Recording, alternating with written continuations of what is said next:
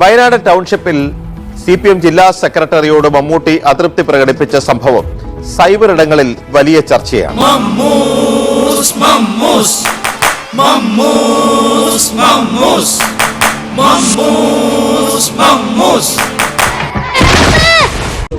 കാണട്ടെ, ഒരു സഹകരിച്ചു കൊടുക്കുക, അതല്ലേ ശരി.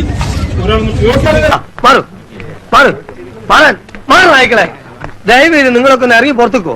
ഞാനും സഹായിച്ച് എന്തെങ്കിലും അല്പം രാഷ്ട്രീയം ചർച്ച ചെയ്തോട്ടെ. ഒരു കമ്മ്യൂണിറ്റി ഹാള് വരുന്നുണ്ട്, ഒരു ഡിസാസ്റ്റർ മെമ്മോറിയല്. ഞാനൊരു സാധാരണ മനുഷ്യനായതുകൊണ്ട് ചെറിയ കാര്യങ്ങളിൽ സന്തോഷിക്കുകയും ചെറിയ കാര്യങ്ങളിൽ പ്രകോപിതനാകുകയും ചെയ്യാറുണ്ട്.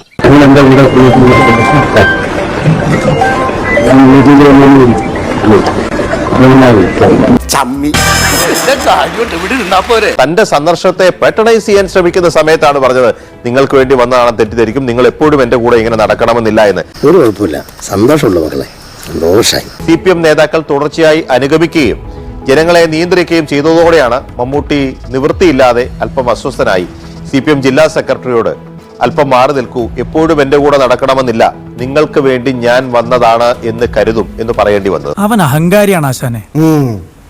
പുകഞ്ഞ കൊള്ളി പുറത്ത് എന്ന് പറഞ്ഞ് കയ്യും കെട്ടി കുലം കുത്തികളെ വെച്ച് പൊറപ്പിക്കുന്നത് എന്റെ ശൈലിയല്ല. അവന്റെ ഒരു കൈ ഇന്ന് രാത്രി ഡാമിലെ ചെമ്പല്ലികൾ തിന്നിരിക്കണം. ഇങ്ങനെ ഒരു ലാഭത്ത് സംഭവിച്ച ആളുകൾക്ക് വേണ്ടി സംഭാവന ചെയ്തുണ്ടാക്കി ഇത് ജനങ്ങളുടേതാണ്. അപ്പൊ നമ്മുടെ ജനങ്ങളുടെ മനസ്സാണ് ഈ കാണുന്നത്. കേരളത്തിലെ ജനങ്ങളിൽ നിന്ന് പിരിച്ച കാശാണല്ലോ സർക്കാർ കൊടുക്കുന്നത്. എപ്പോഴിങ്ങനെ എന്നെ കണ്ട ആരാ എന്താ എവിടെ നിന്നൊക്കെ ചോദിക്കും. ഭയങ്കര തമാശ. ജനങ്ങൾ അല്ല, അത് നമുക്കറിയില്ല. ജനങ്ങൾ നമ്മൾ കൊടുത്തതാണ്, നമ്മുടേതാണ്. സോഷ്യൽ ക്യാപിറ്റൽ, സാമൂഹ്യ മൂലധനമാണ് ഈ കാണുന്നത്.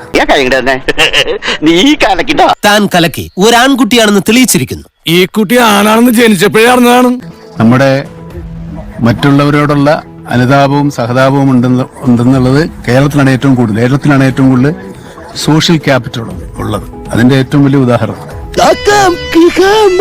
എന്ന് തൊണ്ടപ്പൊട്ടുമാറുച്ചത്തിൽ വിളിച്ചു പറഞ്ഞാൽ ഞങ്ങളോടത് വേണ്ടായിരുന്നു മല്ലയ്യ, വേണ്ടായിരുന്നു. മമ്മൂട്ടി പറഞ്ഞ സോഷ്യൽ ക്യാപിറ്റലാണ്, ഇത് ജനങ്ങളുടെ പണമാണെന്ന് പറഞ്ഞതിൽ എന്താണ് തെറ്റ്? 773 കോടി രൂപയാണ് മുഖ്യമന്ത്രിയുടെ ദുരിതാശ്വാസ നിധിയിലേക്ക് വയനാട് പുനരധിവാസത്തിന് വേണ്ടി ജനങ്ങൾ നൽകി. എത്രയുണ്ട്?